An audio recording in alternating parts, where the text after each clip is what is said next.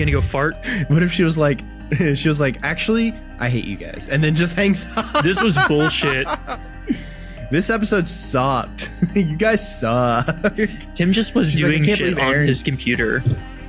She's like, Aaron is so stupid. He doesn't know how to check emails.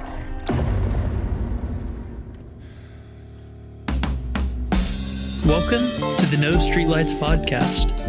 I'm Aaron. And I'm Tim.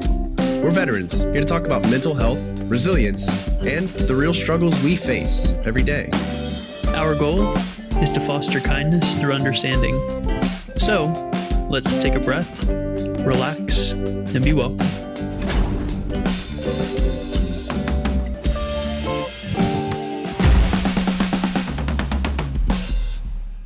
If you couldn't tell by now, today's guest is another Navy veteran. Someone who's walked a tough road as AS3 Shaw and now as Casey Shaw. And she's still showing up with resilience, creativity through her business, and heart through her compassionate parenting. And her name is Casey Shaw. Yeah, I hear ya. I hear what you're saying. And I'm going to tell you the truth. I met Casey while I was getting med-boarded in Virginia as well. We got retired because ouch. And we kind of grew through that. She shared the initial hilarious story of how we met over on our Patreon, so go check that out. But Tim, I am really honored that I get to share part of Casey's story with you. I'm really excited. Today's episode, we're going to be exploring Casey's military background, her mental health journey, parenting through adversity, and how creativity has become a part of her healing.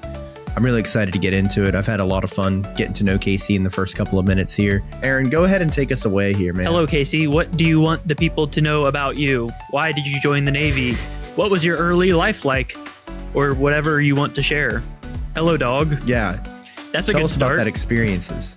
Yeah, there we go. I had to share my Perfect. So yeah, I joined the military when I was 18 years old because I was honestly just trying to escape. Day Don Day. What? Day Don Day. Oh. Yeah, where were you trying to escape? Tennessee, which is where I lived and graduated high school.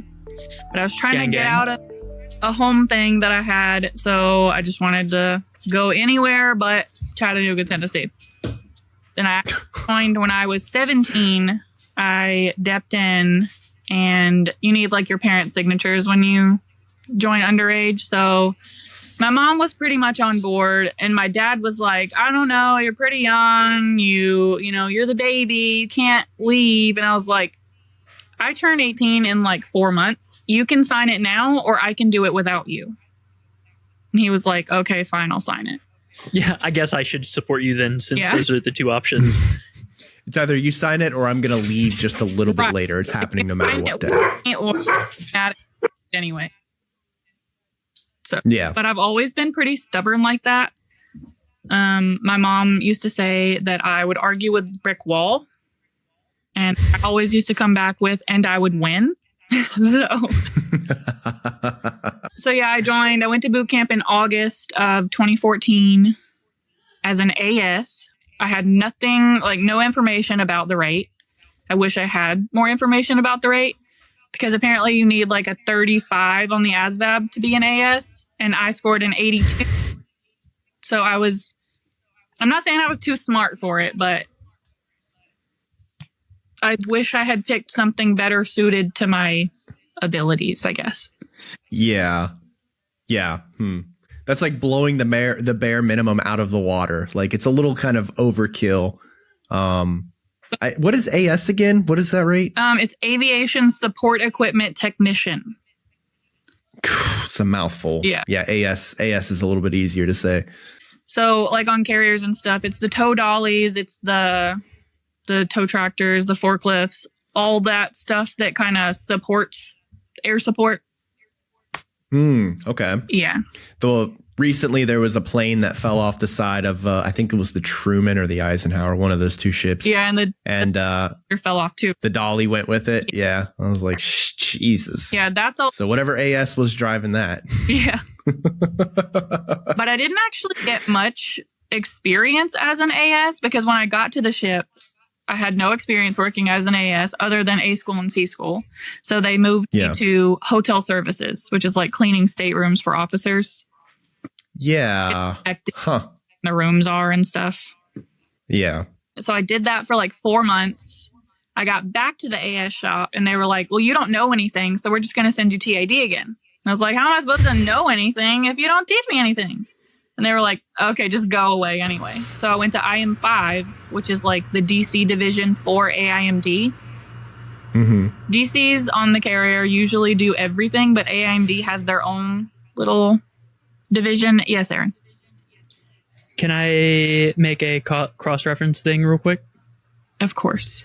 So Eric's episode, which has our most ever viewed TikTok, I think, where he talks about the Navy seeming malicious. He says the Navy is evil. The Army is just stupid. Because dumb shit like this happens all the time because it's built into the system for it to be this dumb. Right. This is my own personal opinion. It's not the opinion of any organizations or blah, blah, blah. Don't take my pay because I said that this is a stupid policy. Just bring me in so I can fix it. But yeah, no, this is what Eric means when he says it seems malicious because dumb shit like this happens to everyone every day. Sorry for interrupting, Casey. No, I totally agree. But then you had babies. Yes. So while I was in IM5, the DC division, which I actually liked working in, that was a year-long billet, though. TAD billet. Of course it was. And what were you doing? DC stuff. So like working on like maintenancing fire hydrants, maintenancing SCBAs and AFFF dispensers, fire hoses, battle lanterns. Wow. Doing battle lanterns. Doing spot checks on all of those, which I was pretty heckin' good at spot checks, if I do say so. But that was your whole life. Right. It's your attention to detail. That's that 80 plus ASVAB coming into play. I got a 95. What's up? Really? Yeah. Wow. That's and he can't open up an email. Isn't that crazy? Yeah. I know a 99er.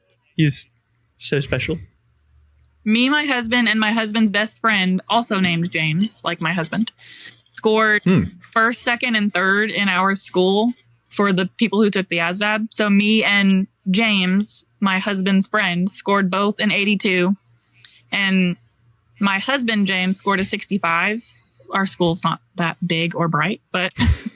I have some horrific ASVAB stories as well. Right.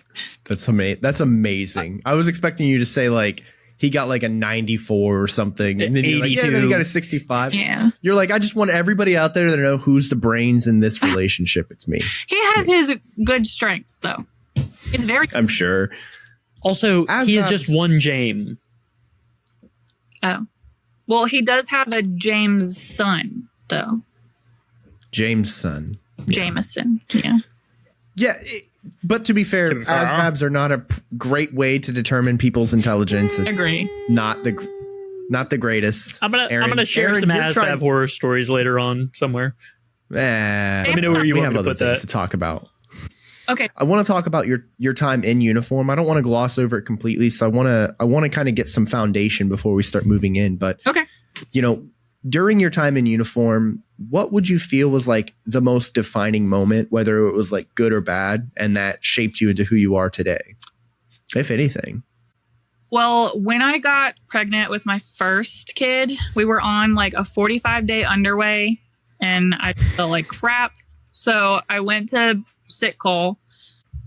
I remember I told them like my symptoms and that my throat hurt. And then so they gave me a pregnancy test and a strep throat test.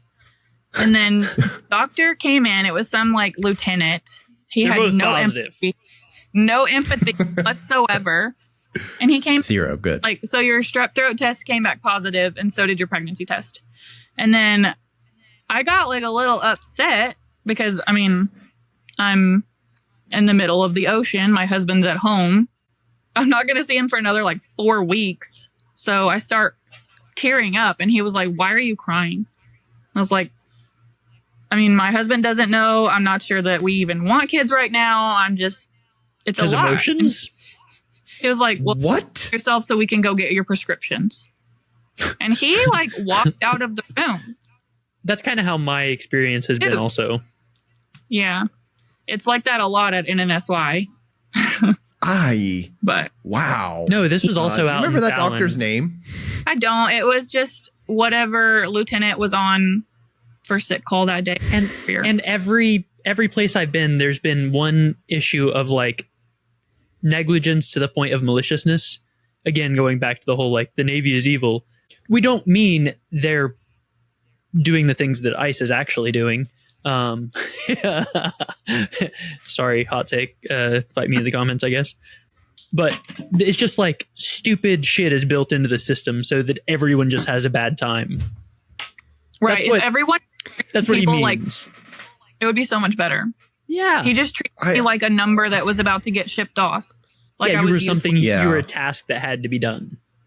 Right. And now that I was pregnant and leaving the ship, I was useless and I didn't deserve care or empathy or understanding, you know?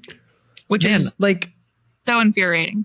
I understand how the system works and I get all that, but come on, man. Like, this is a major announcement of information for somebody, you know. I don't know, man. If you are in the medical profession and you can't have an ounce of empathy in you to help this sailor or talk to the sailor that just found out that they were pregnant, like you need to find a new career, man. Either that or you need to get the fuck out of the military. That's ridiculous. When I found out about my degenerative disc disease, it was in Fallon, Nevada. Yeah, I mean, we all do. It just means yes, we have overused our spine, so now it is old and shitty. But here's the thing. The doctor came in the room. He was a lieutenant. He was about to transfer. He was like, had his checkout sheet in hand. It was still warm off the printer. He's got my x-rays in the other hand. And he goes, oh, you've got a triple D. And I was like, that doesn't mean anything to me. Right? And he goes, oh, it's degenerative disc disease. And me, I'm like, that sounds fucking horrifying. You're telling me I have a disease where my discs are degenerating. Yes. And I went, okay, what does that mean? And he went, oh, it means your back is like old and shitty and it's only going to get worse. And I went, is there anything we can do? And he was like, I mean, I guess physical therapy if you want. Oh my. And I was like, I think I want that if it's going to help. And he was like, maybe. It might do something for you. I guess, I don't know. We could see. And that's when I met Dr. Mateo. But yeah, that's the Navy. Wow. I do remember. Wow. The lieutenants at the NNSY clinic, though. Because when I was pregnant with my second child, I was on antidepressants and anti-anxiety meds, and which I had talked to an actual MD about, and she said it was fine during pregnancy.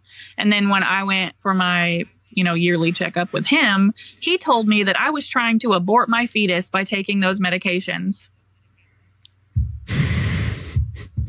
Yep. What? Like, well, what is going on? I was like, all right. What? Doctor, would you talk to your sister like that, you fuckhead? Right. And that same doctor, I went in and I told him, like, shipmate. I guess I still have it. I don't know. I had hypersomnia, which is like the opposite of insomnia. I would fall asleep, sleep for hours, wake up, fall asleep. Huge sign of depression. Yeah. So I fell asleep one time. My kid went outside, Mav did, and he got bit by mosquitoes. So I went to this lieutenant and I was like, I should not be sleeping this much. I need help. Something that's going to keep me awake or something I can take that's going to make me not so sleepy all the time. Because my kid is in cocaine? I'm through it. Yeah. And he said, well, I really should report this because that put your child in danger, but I'm going to do you a favor and not call CPS this time. Excuse me? Okay. I told you this information because I wanted to help myself and my child be safer. And you just threatened to take my kid away? And what a pussy. And you probably know the exact lieutenant I'm talking about because everybody had issues with him. But here's the thing. Like a generation ago, in the 50s or 60s or 30s or, 2 generations ago, whatever you want to call it, they would have just given you a little cocaine. Like, here's just a little bit of cocaine. Yeah. Like Here's some meth to keep you awake. Oh, you're That's what they did tired? in World Well, War II. our job is hard and stressful, and you're a young parent. Here's a little cocaine. But now they're like, you're a piece of shit. If you don't do better, we'll send you to fucking jail. Because that's the system that we live in these days that we need to radically change since we're in charge now. Anyway. Well, since we're on the terms of like medical and everything like that, like that's an awful experience to have to deal with. That's a lot of shit for no reason. But when it came to like the actual medical separation process and everything, I mean, first of all, you're being separated from the military not on your own terms. At least that's what's implied when you say medically separated. What was kind of like going through your head during that process? First, can I swing back to your last question? I completely forgot to answer it. Oh, yeah. I actually we got so sidetracked on the officer shit. So when I got pregnant with my first, I was on the carrier and I came into my shop and I walked up to my chief and I handed him the pregnancy letter. And I was like, first, before you read it, I want to say I'm sorry. And I didn't do it on purpose. I swear, because I was afraid of him being mad at me for having to leave. And it was the Navy right before deployment. It looked really, really bad on my part. So he's like, okay. And he looks at it and I'm tearing up because I'm just terrified of what the repercussions that's going to happen to me. And he was like, I want to tell you something important about this. Like, you're married, right? You have a husband, you have a house, a family. And I was like, yeah, I'm married. And he was like, don't ever let the Navy or anyone else come between you and your family. This is my God. And the Navy has nothing to do with it. Let's give that one person a shout out because that's the hero. Who's that? That is a chief. What's that's their a fucking name? Chief right there. He was Chief Reed on the Bush in 2017. What? Chief Reed, hit us up. Like, that's an actual We'll send you goat. a hat. Thank God. You get a dad hat, Chief. We'll send you a coffee mug, Chief. Or if you're still in, or if you retired, whatever, it doesn't Hit matter. We'll send you some shit. You're a goat. Seriously. Greatest that's of all a real time. one right there. I'll punch one person for you. He changed. How did you process that? Well, at that moment, I cried because it was relief. Fair. Me, yeah, I cry a lot. It's I felt a feeling the other day. I cried so fucking hard. That shit is difficult. I don't get how y'all do that all the time. But yeah, he told me that and I just like start bawling because I'm like, that's not what I expected. I thought you were going to be mad. And he was like, no, this is your life. You're an adult. Yeah. You have a partner, somebody to share this child with. Like, you have your stuff together. Don't let the Navy mess that up for you. It's none of their business that you have a baby. Yes. And it just 100%. It just kind of clicked. Like, from that moment on, the Navy was not my number one. My child was. My family was. Hell yeah. Yes. So, Thank you, Chief Reed. I'm so glad you had somebody who was able to help you learn that lesson so early because like there are people who will go 15 to 20 years or whatever in the military and they will have forsaken everything, thrown to the side because they're so dead set on their career. But then they finally get to that finish line and it's like, it's just another Tuesday, right? Like they get the DD-214 in hand, they walk away and now they don't have a purpose and they don't have a family because they honestly, they put their job in front of the things that actually matter, which is their family, their connections, their love. Being happy in their life. Yeah, that is so... I'm so glad that this Chief Reed, again, shout out, you're the GOAT. But I think he was an AT. So ATC Reed on the Bush 2017. Hell yeah. SW or AW or IW or something. I don't know. So that bit of advice that Chief gave you, would you say that that was like the defining thing that you learned in the military, or like a moment that you would describe as like something that stands out in your memory? Yes, for sure. Like I remember exactly where we were at, where we were standing, how we were looking at each other. Like that moment is like ingrained in my memory because it was just so defining. Beautiful. And that is so beautiful. And then on the other hand, you know, like when I finally got to the pass office, which was super weird. I'm an AS and they send me to an MA billet because all the AS billets are. Don't even. It doesn't even matter. But I get that. And for a while, it's fine. Couple of years down, we have a few second classes who are with us. One of those second classes I used to be really good friends with, but then something just weirdly flipped and it became like a hating me, hazing me type situation. There's a weird thing that happens to relationships in that pass office. There's always like one bad guy. And unfortunately, I had to learn that much to my detriment later on. Then I started getting, when that flipped, I started kind of getting written up a lot. I got written up for like attitude. I got written up for being late, which those are things, yes, write people up for. But also you have babies and stuff like. Yeah. And you're getting retired. Excuse, be on time for your job. Don't have an attitude, of course. But it was like any little misstep that I had, I would get written up. Or I would get pulled in. Yeah. I did get written up one time, like the 5th time that month, for improperly securing a door. So the pass office door, the front door, if you remember, it didn't close when somebody opened it and then let it shut. It didn't close on its own because the latch was broken. Mm-hmm. So there was one customer left after closing. I got told, go ahead and lock the door, and then you can leave and I'll finish up with this customer. So I lock the door with the little Allen key. I make sure it's closed. I bang on the door, make sure it's closed, and it's fine. Then I get there the next day and I get pulled into the office and I get written up for improperly securing that door. Because when that customer walked out of the door, it didn't close all the way. Because whoever was there didn't make sure the door closed. Yep. So I got in trouble for that. And as a punishment, I had to give training to everyone in the pass office on how to lock the door. Dude, and this place was really like hardcore DMV, like military DMV. So like and this was during COVID. So the shit we had to deal with on a fucking daily basis was we were getting insane. A during that time too. How many? We were getting like 200-300 customers a day during that time. Yeah. The line would be out the door. And around the building. A block, yeah. Yeah. But that was another Jeez. too, because that kind of taught me like a repeat lesson, basically, that the Navy doesn't care about you. All they care about is the numbers and how they look on paper and what they can say is good to other people. Yep.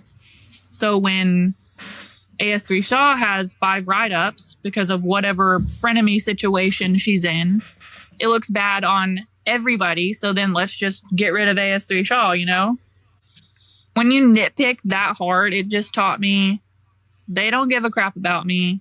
Focus on my family, focus on getting out, focus on retiring, and do my own thing because I'm done here. So yeah, that was the point where I finally told myself, I'm done. I'm not doing this anymore. I'm not going to be in a job where, 1, I don't know how to do my own job, and I've been in for almost 8 years. 2, somehow I can't, seem to get on anybody's good side. I don't know if I just had bad luck, or I don't know if I really did have an attitude all the time, but either way, how people treat you is their karma. What? And everyone's responsible for their own karma. Yeah. You cannot take on someone else's karma. If people were being shitty, that's theirs to deal with. Yeah. And that time was so hard for me because I've struggled with depression and anxiety for so long. I struggled with it in high school even. Like I took medication in high school, and when I joined the Navy, I couldn't be on medication in boot camp and everything. So I was in for like 3 years before I got back on it. And then at the end of my almost 8 years, I was taking 9 pills every morning for different conditions, like depression, anxiety. That seems about like what I was on. I was on Adderall for concentration. I was on a different medication because a blood thinner, a blood thickener. Like I had high heart rate because of the Adderall, so they put me on a heart rate lowering medication. And, that one causes side effects. So you have to be on this one for that. And I was on something for back pain, and I was on something for sleep, and I was on something to help the depression meds work better. And oh, that is okay. There's a lot of stuff going on there with the medicine. That is insane. But wow, that is bananas. Yeah. And it's so big pharma for them to just throw a bunch of medicine at you and just be like, here, take all this, because they're treating the symptom rather than actually focusing on like what a primary issue could be. Yeah. And like on top of that, your doctor prescribing you an upper and a downer is like crazy. Very much like bordering malpractice. It's heavily frowned upon, as my lawyers doctor told hit us me, up because I don't know. But yeah, so dang, I mean, this is like the perfect segue in my opinion, because you're talking about depression and anxiety and these things that you've dealt with as you've been growing up. And one key thing that's been kind of coming through on our show in the past couple of episodes is generational trauma. And you've kind of explained to us here that that's kind of what you've lived through. Can you kind of walk us through, what does generational trauma mean to you? I was raised in a very strict household. I was abused as a child. My mom was the type, which God rest her soul, she's passed away now, and I loved my mom, but there were times when she definitely could have been a better parent to me. We grew up getting spanked anytime they thought we deserved it. Anytime something didn't go her way, she would yell at us. She would spank us. She would take away our phones, or, take away my car when I was old enough. Everything had to be her way or no way at all. It was never like her way or the highway. Like, she wouldn't kick us out, but she just would take away everything that we needed. I wonder if that's the premise behind Jeanette McCurdy's book, I'm Glad My Mom Died. There's so much around like my mom's death. I mean, it's complex. It's a complex trauma. Dr. Vermillion, hit us up. Yeah.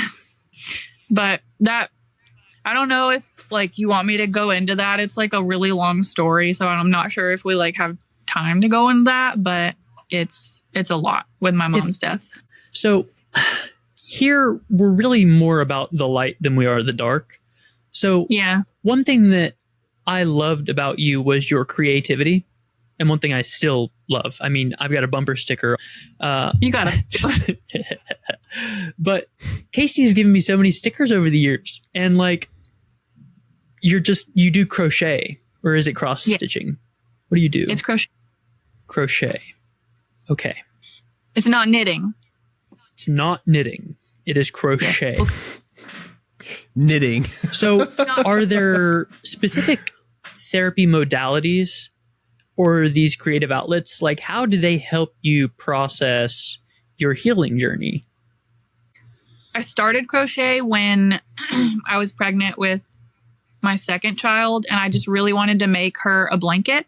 So I bought knitting needles, actually, and I was in the car. We were on our way to visit family to tell them we're pregnant, and I'm watching these YouTube videos, and apparently I bought the wrong kind of needles because I cannot find any videos on how to knit using these needles. It's like, use these types. So I'm in the car and I'm trying to do this, and then I just yell, "Why do they sell these?" Shout out if you've been there. James still use that as like a huge inside joke, but next time I go to the store, I'll buy a crochet hook. And so I'm trying to do that. I'm again in the car on the way somewhere, and I'm trying to learn this stuff. And I remember watching this crafting channel called like Crafting with Nana or something. Slow down, Nana. So I'd pause the video and just be like, "Slow down, Nana." I finally get it done. It's done, but it's very not how it was supposed to turn out. But I did it, and I made that myself. So that kind of started, I wanted to create things because I was like, it's super cool that I can make this my own, and I can do what I need to do with it, and I can make anything I need. And another reason that I super got into it was gift giving is like how I show my love to people.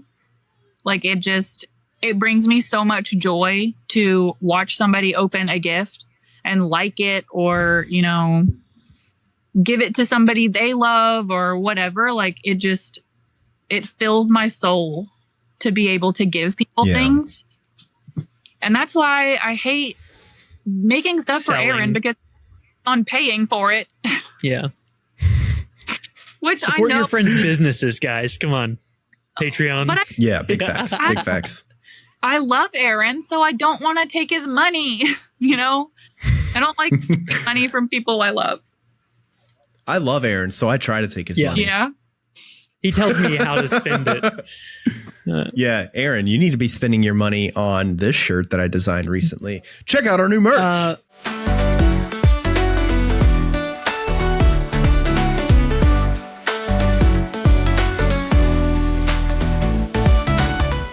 Casey, one thing I really want to talk about is what you're going through right now, which I understand Mav has recently been diagnosed with his own adversities that he's going to have to deal with on this trip around the sun.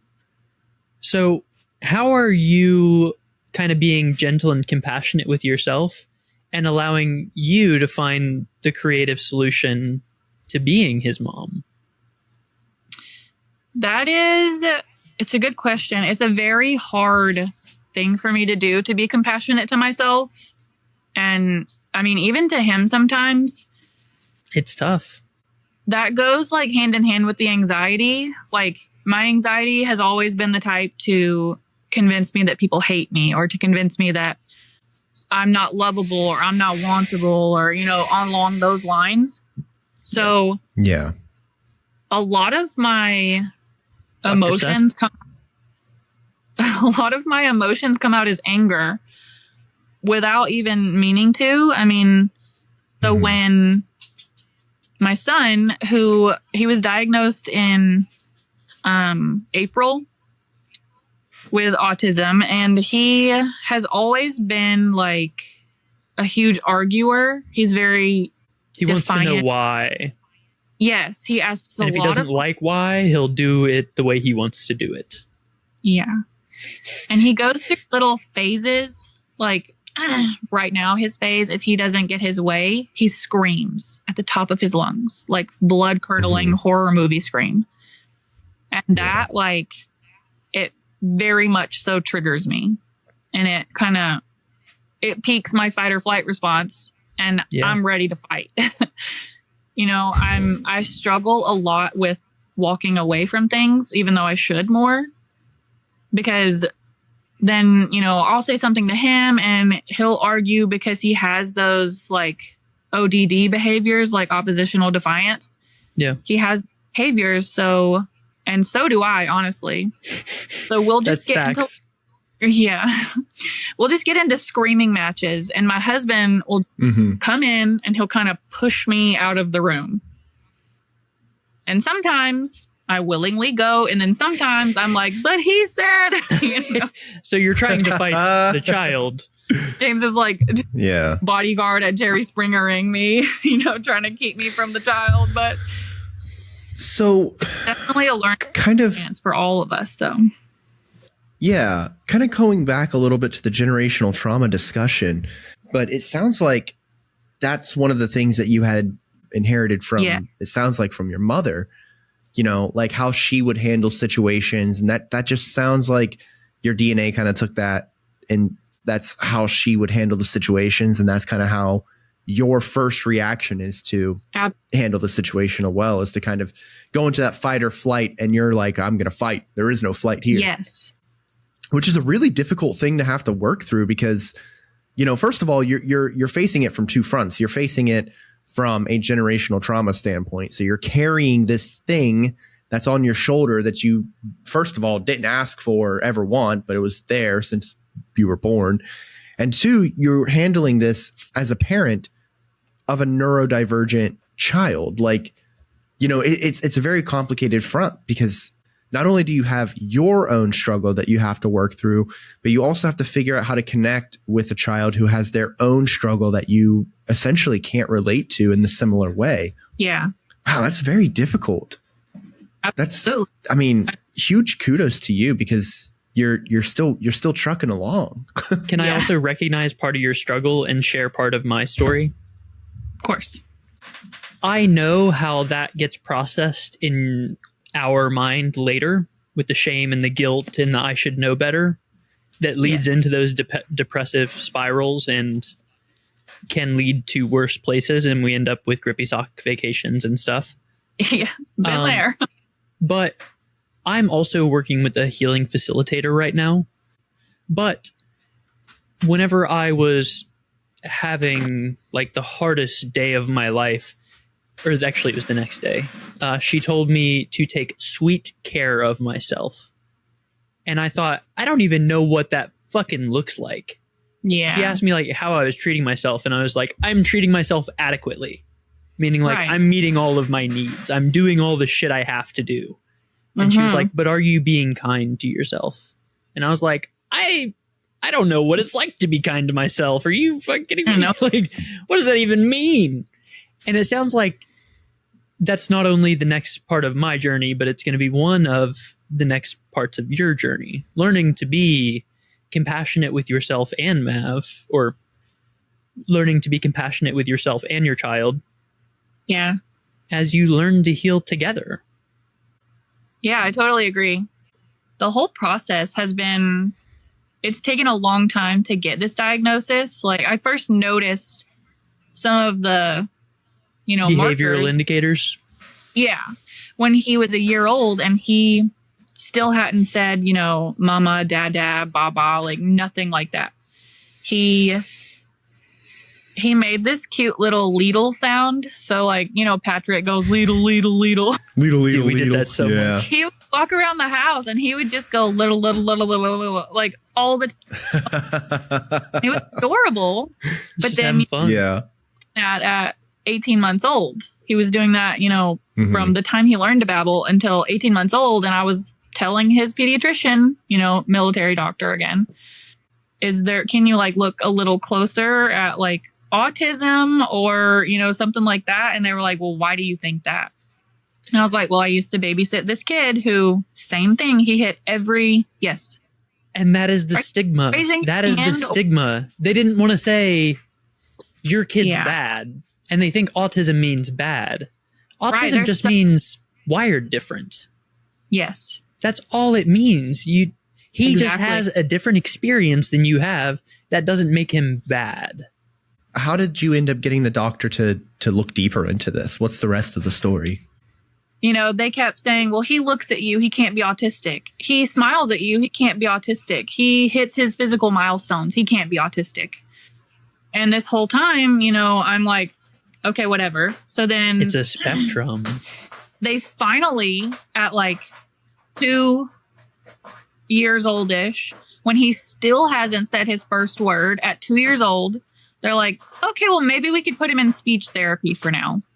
So they put him in speech therapy. He starts that at 2-ish, 2.5-ish. He does that until first grade, which was last school year for him.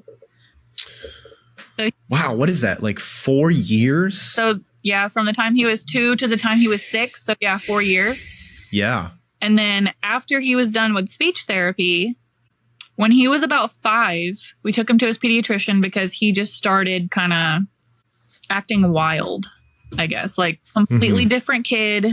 As a baby, he was always the sweetest, kindest, gentlest, and perfect angel baby.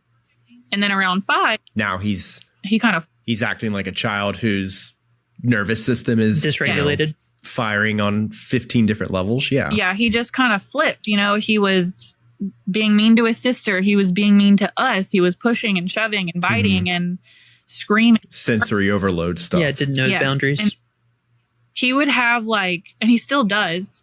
He's very, very hard on himself. So if he does something that he thinks is wrong, or like if he spills something, I'll just be like, okay, well, don't don't stare at it. Go get a towel, clean it up.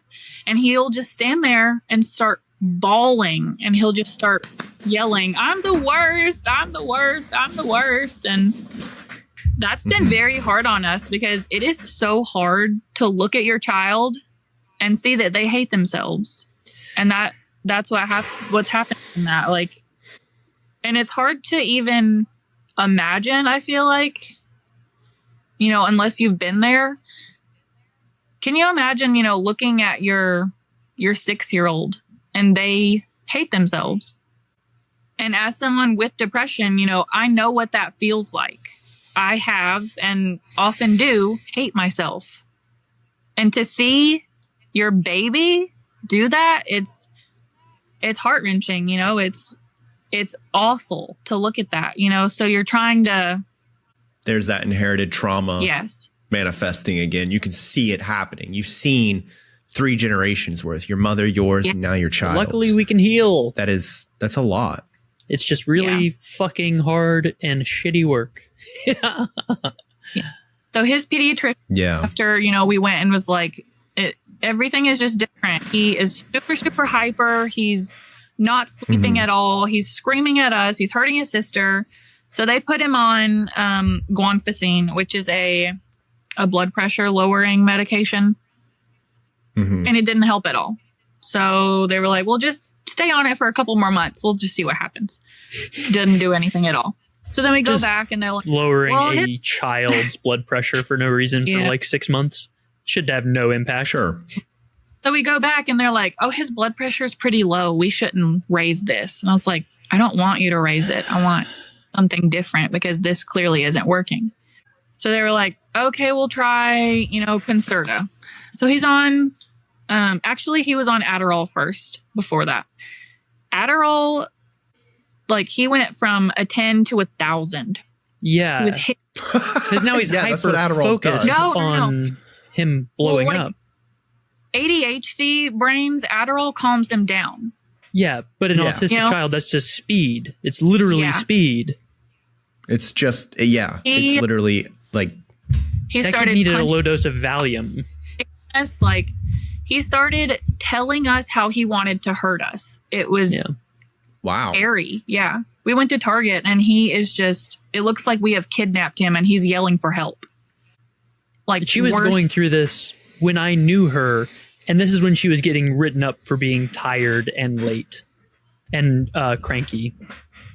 Yeah, I mean, it's a lot. I mean, parenthood in and of itself is a lot, but when at that point, you know, I had a baby, Evie, and I had a child who was literally fighting you on, and, you know, we knew he needed speech therapy. He also had to do like occupational therapy because his little brain was about 6 months behind where it should have been for his age at that time. And, you know, so we tried Adderall. He was on it for 2 days and I was like, no more. We're done. So we go back to the doctor on like an emergency visit. And I was like, he's not taking this. I forbid it, you know? So they put him on Concerta, and he's on Concerta for like 6 months. Concerta's not really doing anything. It's like taking a Tylenol for being punched in the face. You know, it's taking the edge off. Still hurts. Okay. So then, you know, it still wasn't working. They were like, we'll put him on the blood pressure lowering medication with it. They just kept pushing that medicine. And I was like, I think the doctor gets a kickback every time somebody gets a prescription, because he should not be recommending that 10 times in a row. It's because they're just a freaking 6-year-old, it's man. allopathic medicine versus holistic. It's here are the solutions that you're allowed to try, and it's medication. Yeah. Otherwise, you will be held liable. Whereas before, it was like, oh, well, let's look at the person and see what's going on. They don't even care about the fucking root anymore. They just want to trim the branches so it fits. At this point, had the doctors started considering for an autism spectrum disorder? Or were they just calling it ODD? Like, what was going on here? Like, they just kept throwing medications at a 6-year-old? Yes. And Rolf, thankfully, he is very good at taking medication. He does not fuss about taking it at all, which is... Sure. So there's one nice thing. That's my silver lining right there. Hell yeah. But yeah, so we went through, you know, 8 different medications and finally found something that sort of works. And he's on a sleeping medication now. He also has to take an allergy medication because just coincidentally, he gets super bad hives every time it gets hot outside. So eventually, after every visit to the pediatrician, I'm like, can we get referred to somebody? Can we talk about the autism diagnosis more? Like, can you listen to me? At this point, he's 6 years Your old. 15 minutes are up. Me? Oh, yeah. No, Next appointment. All right.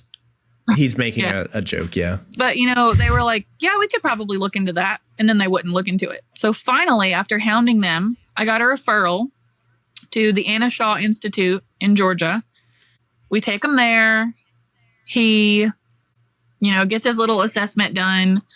They call us back and say, okay, he definitely has ADHD, but he has like ADHD plus. So he probably either has autism or a personality disorder or an anxiety disorder. We're going to need more testing to figure out what it is.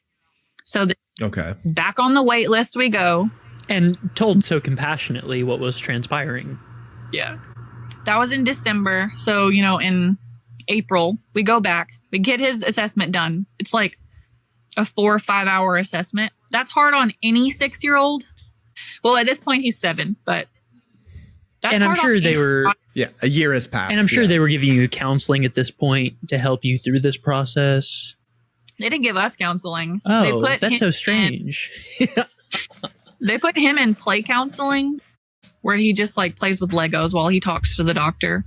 But he's a very private person. Anytime the doctor would ask him a question, he would say, I don't want to talk about that. And he would just go back to playing. Anytime she would ask again, I don't want to talk about that. And he would start getting upset. So they just played, and I was having to pay for them to just play, for an hour. So we stopped going to that because it wasn't doing anything. Allopathic. I was going to say, that's an expensive play, buddy. Yeah. She was a super... So they finally... I used her as more of a therapist than he did, but... So then they finally get him in for an assessment. It's like a 5-hour assessment, and that's really hard on him. So then they said, okay, well, you should have the results in 4 weeks. 4 weeks? You just talked to him 5 minutes ago. Can you tell me yes or no? I know you know. Yeah, exactly. So we get... Wow. Okay. Drive the 30 minutes to, go talk to them.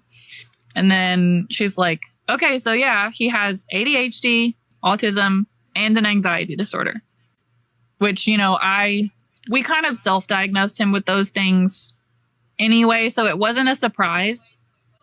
And I kind of have a love-hate relationship with the whole autism thing. When he first... It's a complicated relationship. Yeah. Because a lot of the times when people hear he has autism, they're like, but he's so smart. Why can't he be both? Yes. Most of the time, autistic people are very smart, very intelligent. Hell yes, dude. Fucking louder. Yeah.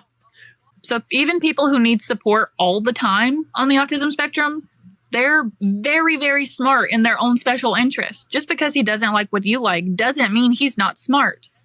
Or communicate the way you communicate.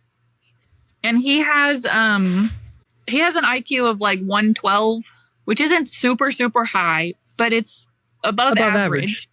Yeah. 7-year-old. He can tell you anything and everything about Minecraft.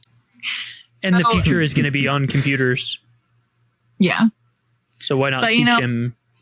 That's always what we hear is, but he's so smart. Or, but he doesn't seem... Do you want him to start naming dinosaurs right now or something? More stigma. Do you want him to build you, the Eiffel Tower out of Legos right now? Leave him alone. Because he doesn't... what does autism look like? Not everyone with autism acts like a certain politician thinks they act. If you guys know what I'm talking about. Yeah. So kind of diving a little bit into that.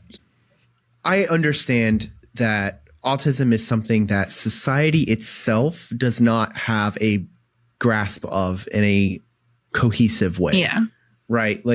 doing this show, having this podcast, and talking to the people that we've talked to, I've learned more about autism spectrum disorder than I probably would have learned on my usual daily peruse of social media and stuff. Like, I feel like people, they talk about autism in such a delicate way. It's like they want to use this special fancy language where it's like, yeah, people with autism, they're like superheroes. Yeah. Okay.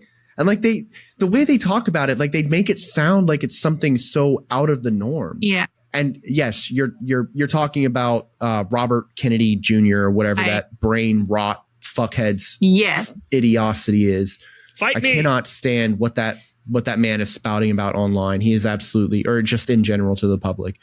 But anyway, I don't know if that's going to stay in. I don't know if that's going to stay in the episode or not. Just to be quite fair, or they won't have a job. And it's crazy. Society has such a fragile grasp of understanding on autism spectrum. We sat down and talked to an amazing advocate for autism named Sonia Chand.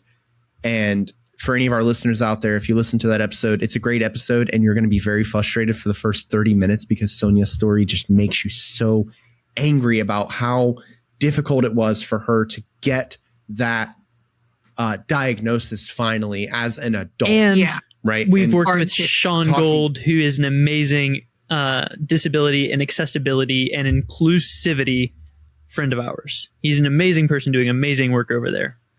Sorry, Tim, I had to interrupt to get both those called out.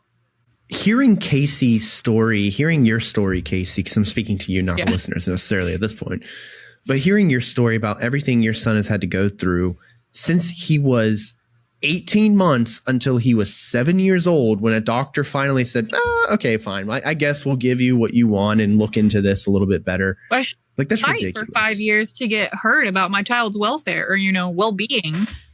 Yes. I think it's perfectly reasonable for a parent to be like, my child seems to be having some differences in their progression, like especially in like their speech and things like that. Like, can we look a little bit deeper? Just give him some medicine. Right. He's 2. Yeah. More drugs. Give him some medicine. Oh, those drugs didn't work? But he's a toe walker. A big one. A toe walker? Yeah. So a lot of the times people on the spectrum will walk on their toes because they don't like the physical sensation of the ground touching their feet. And he's like, oh, okay. He's going to be so good at Kung Fu. Also, his ankles, they pronate. So like if he's, walking, his ankles do this. So he walks like. Interesting. Yeah, and then his neurologist actually said that he toe walks to get rid of the ankle pronation, because when you stand on your tippy toes, your ankles align better. Straighten out. Ankle braces. It's like a shoe insert, and it makes his foot look like a cartoon character because it's like too bigger. So, but yeah, he's such a sweet boy, though. He's one of the smartest kids I've ever seen, which I'm his mom. I have to say that, but he's so smart and he is so good at math and spelling and reading. I don't know if you guys have heard of Dog Man. Dave Pilkey, the guy. Yes. Captain Underpants. He also has a series, Dog Man. They have 13 books. They're about 250 pages each. He has read 12 of those books this year. Wow. And he started in like February. He read 2 of them in one day. He read about 4 in a month span. And he's honestly just taken this long of a break because our library doesn't have the last book he needs. But he's super good at reading. He struggles a lot on empathy though. And a lot of autistic people do. He doesn't understand sarcasm. And James, my husband, is a very sarcastic man. He loves a dad joke. So he'll tell a joke and Mav's like, but why would you do that? And James is like, oh no, joke. And Mav will say, but why would you do that? Mav is you when we met Aaron. Explain the funny. He doesn't. We went to his kindergarten graduation thing a couple of years ago, and they handed out awards like the artist, the rock star, the, stuff like that. And this woman, she started saying, And this next award goes to the kid who is always asking questions, always wanting to know how things work, always wanting to see the mechanics of how stuff works.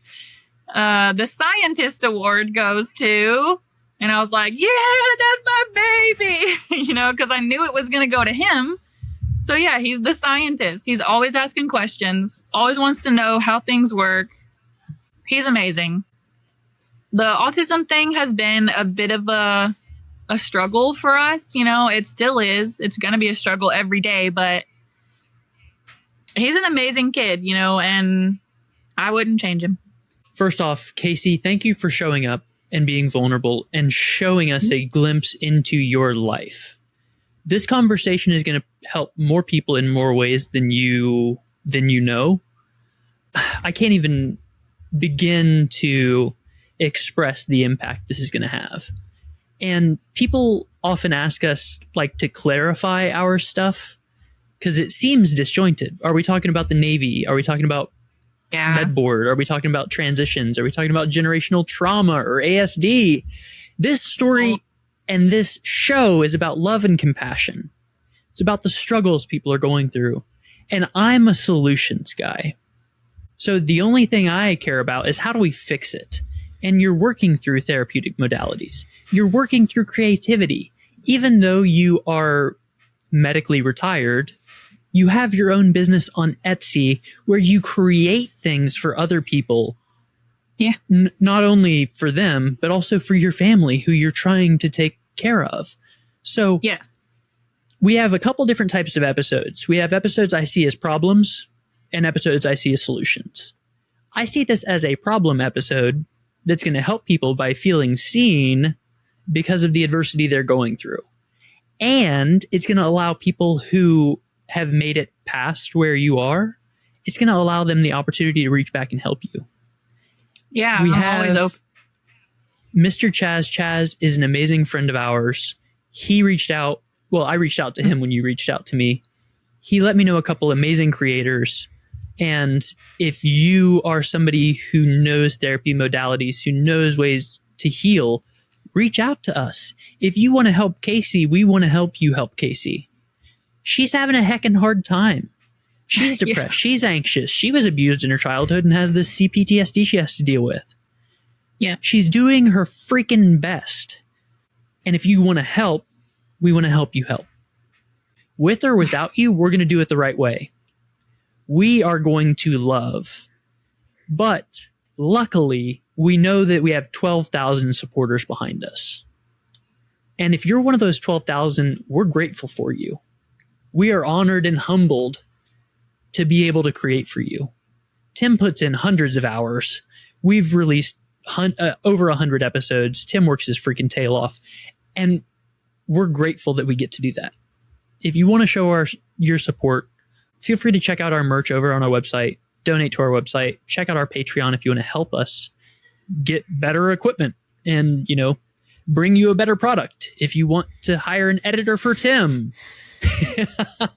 Tim, you can tell them help me. Please, for the love of God. I'm drowning over here, guys. Premiere Pro, I know it so well now. The way we wrap this show, I'm sorry that it's time for us to end, but Casey, thank you.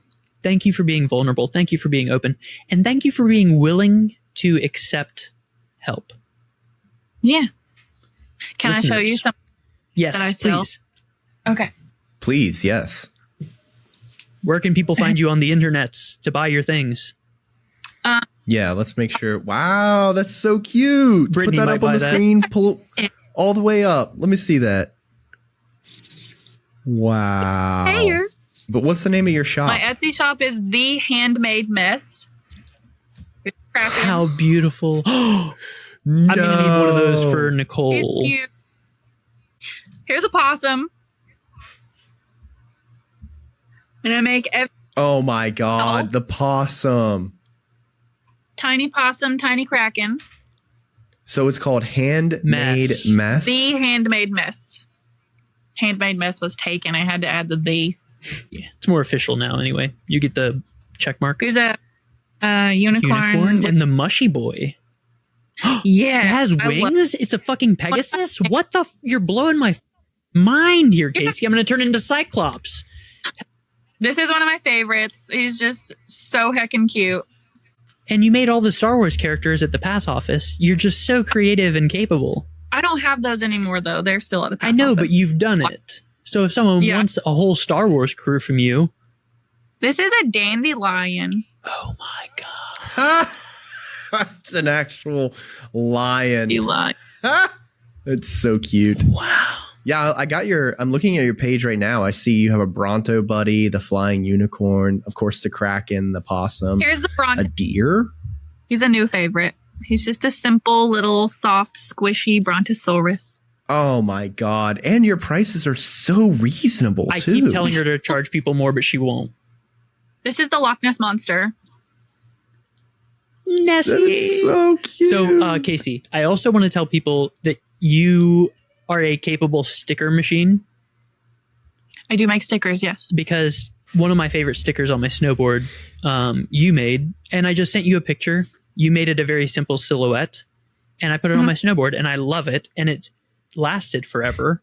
So if people want to help Casey create, feel free to reach out to Casey and check out her shop.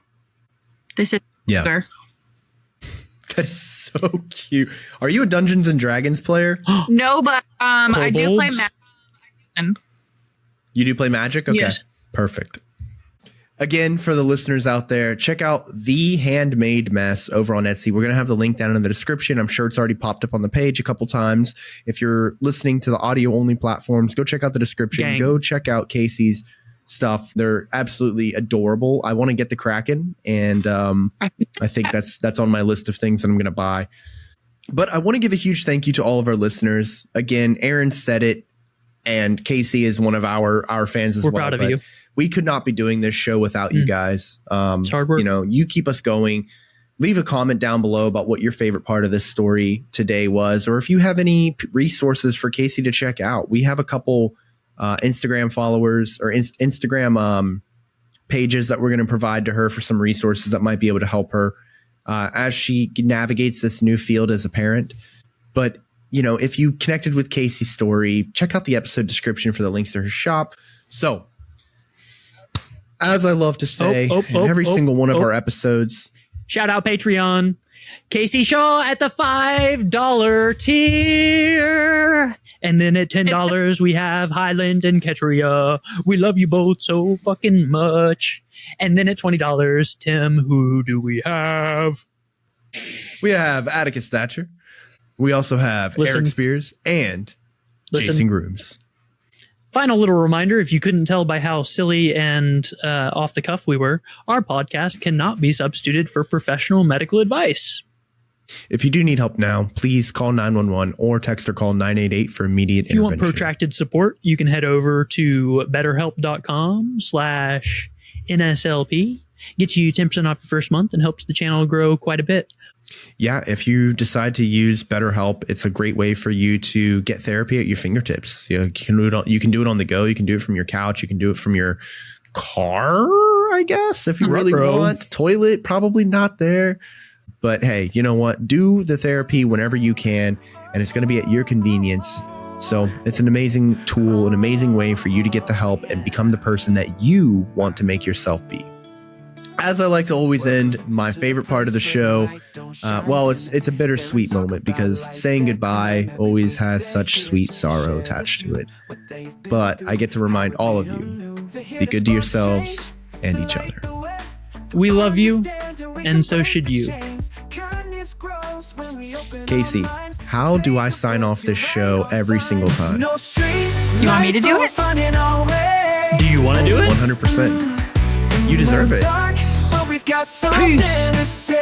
Like that. Lessons learned and stories untold. Come on in, let the truth unfold. Whoa, whoa, whoa. Words might cut, some might make you cry, but they